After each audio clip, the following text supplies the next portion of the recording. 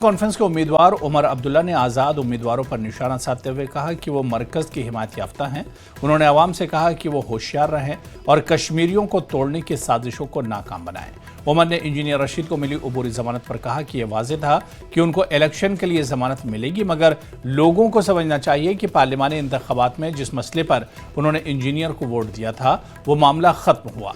अब engineer vote मांगने के लिए रिहा हो रहे हैं और इलेक्शन ख़त्म होंगे तो वो वापस जेल भेज दिए जाएंगे। वक़ार रसूल वानी के बयान पर उमर ने उन्हें बेवकूफ़ कहा। सरजान बरकाती के इलेक्शन लड़ने को भी उमर ने नेशनल कॉन्फ्रेंस के खिलाफ साजिश करार दिया। उन्होंने कहा कि जो जेलों में लोग हैं उन्हें नेशनल कॉन्फ्रेंस के खिलाफ मैदान में खड़ा किया जा रहा है।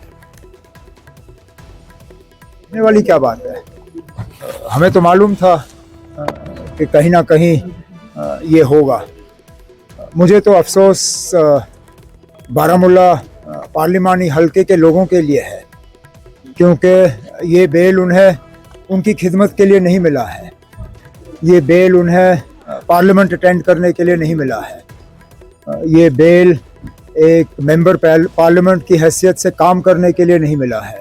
ये बेल मिला है सिर्फ और सिर्फ यहाँ वोट हासिल करने के लिए, और उसके बाद इनको वापस तिहाड़ लेना पड़ेगा और नॉर्थ कश्मीर के लोग दोबारा एक नुमाइंदे के बिना होंगे। अब